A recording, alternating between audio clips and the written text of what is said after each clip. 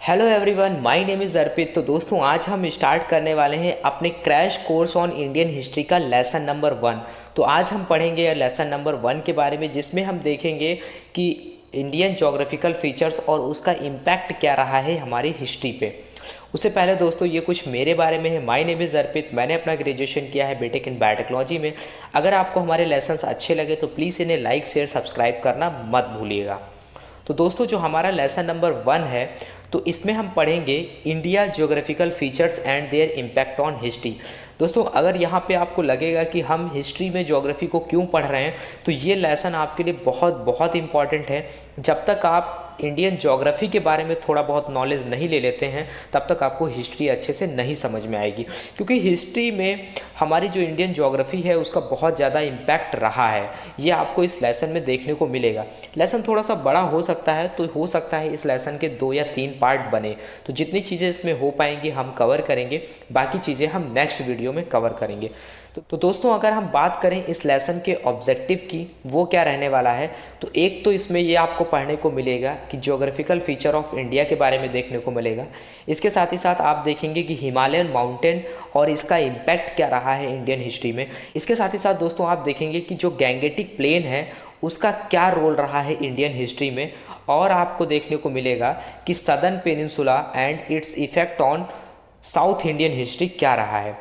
इन सारी चीज़ों को पढ़ने के बाद में दोस्तों आपको लगेगा कि इंडिया में तो बहुत ज़्यादा डाइवर्सिटी है, क्योंकि रियल में डाइवर्सिटी है। अगर आप नॉर्थ इंडिया में रहते हैं, आप दिल्ली यूपी में रहते हैं, बिहार में रहते हैं, उसके बाद अगर आप नॉर्थ ईस्ट में चले जाएं, आसाम वाले रीजन में चले जाएंगे, तो आपको बहुत ज़्यादा डाइवर्सिटी देखने को मिलेगी। फिजिकल डाइवर्सिटी भी देखने मिलेगी और कल्चर में भी आपको डिफरेंस देखने को मिलेगा।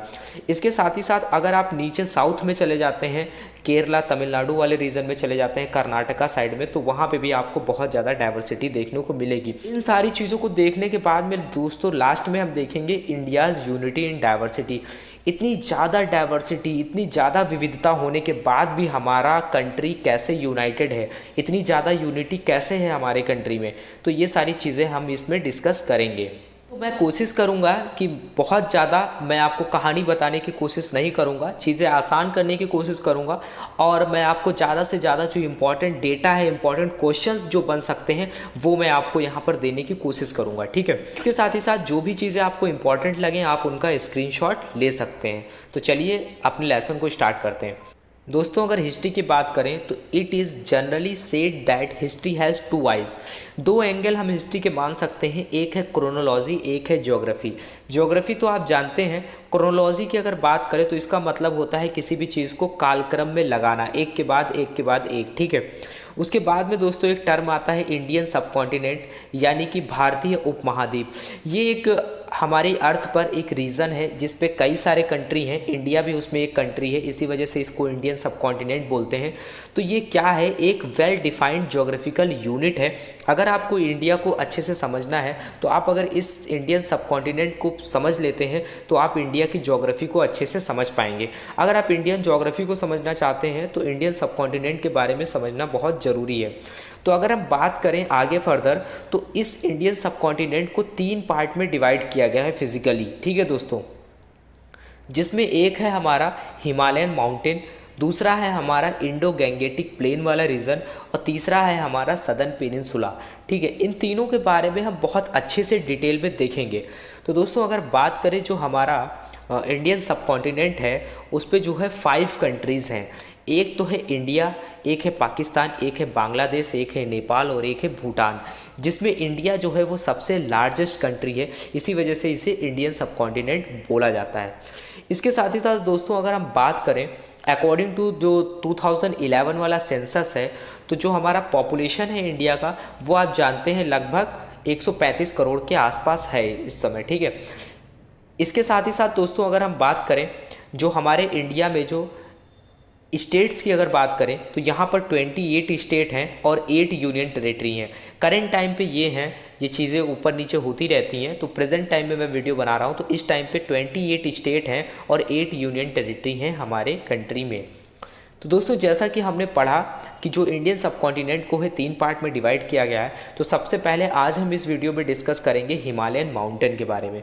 तो हिमालयन माउंटेन की अगर हम बात करें दोस्तों, तो जो हमारा हिमालयन माउंटेन है वो सिचुएटेड है नॉर्थ ऑफ इंडिया। जो इंडिया है, जैसे कि अगर हमारा ये पोर्शन अगर बात करेंगे ऊपर जो हमारा इंडिया है, तो जो हमारा नॉर्थ वाला रीजन है वहाँ पे सिचुएटेड है हमारा ये हिमालयन माउंटेन। ठीक है, ये स्टार्ट कहाँ से ही होता है, अभी मैं आपको ये चीज़ें मैप में दिखाऊंगा। ये स्टार्ट होता है पामीर, जो एक्सट्रीम नॉर्थ वेस्ट रीजन है, और ये जाता है आपका एक्सटेंड होता है towards the north east region में। कहने का मतलब है जो आपका हिमालय है वो इधर आपका नॉर्थ वेस्ट से स्टार्ट होता है और ये नॉर्थ ईस्ट तक जाता है। इसको हम आगे मैप में देखेंगे।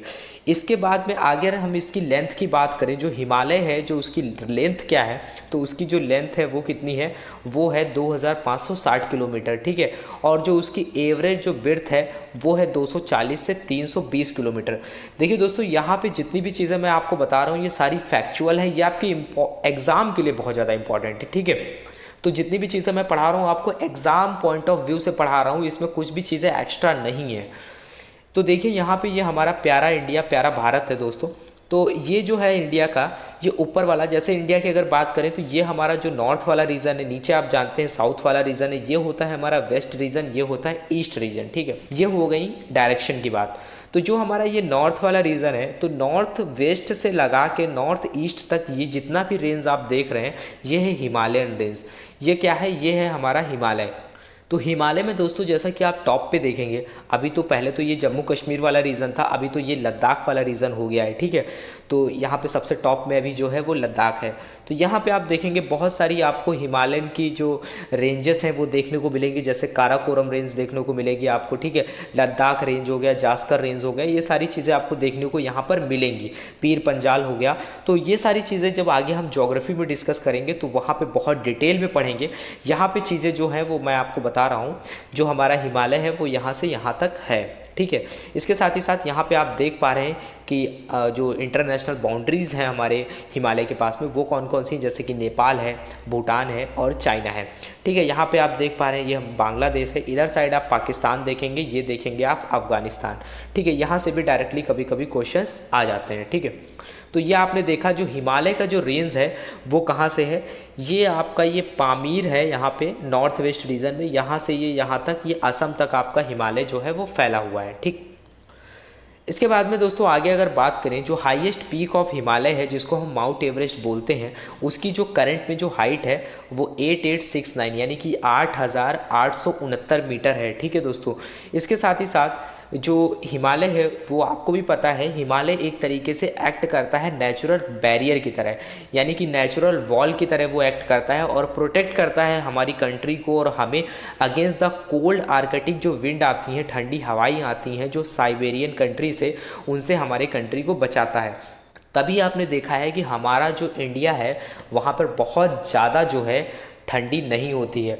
आपने देखा होगा जनरली हमारे यहाँ पे जो टेम्परेचर है वो स्टेबल नहीं रहता है, चीज़ें चेंज होती रहती हैं। ठंडी भी आती है तो 1-2 महीने के लिए आती है जो बहुत ज़्यादा आती है, उसके बाद में टेम्परेचर जो है वो चेंज होता रहता है टाइम टू टाइम पे। ठीक है, इसके साथ ही तो दोस्तों जो हिमालयन रीजन है वो मोस्टली इनहॉस्पिटेबल रहता है इन विंटर में, यानी कि जो सिचुएशन रहती है वो नॉर्मल नहीं रहती है, सर्वाइव करना थोड़ा सा मुश्किल होता है उस टाइम पे। ठीक है, क्योंकि जो हिमालय होता है वो क्या रहता है, स्नो से कवर्ड रहता है विंटर में।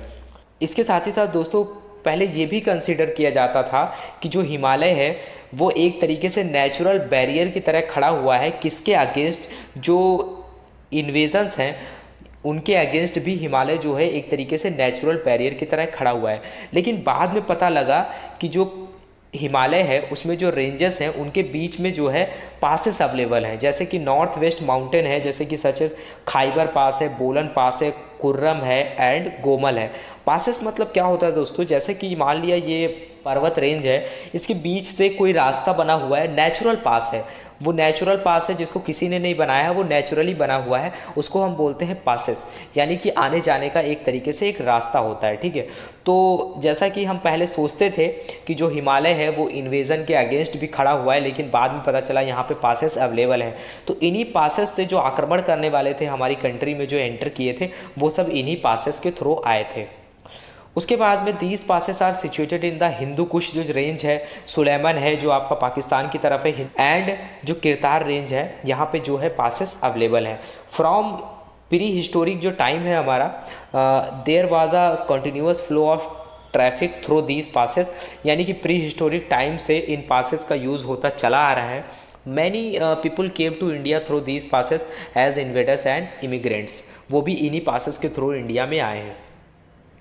इसके बाद में दोस्तों जितनी भी लाइनें हैं ना, ये सारी इंपॉर्टेंट हैं आपके एग्ज़ाम के लिए, इतना जान लीजिए, क्योंकि कुछ भी फालतू चीज़ नहीं लिखी हुई यहाँ पे, सारी लाइन ही बहुत ज़्यादा इंपॉर्टेंट है आपके लिए।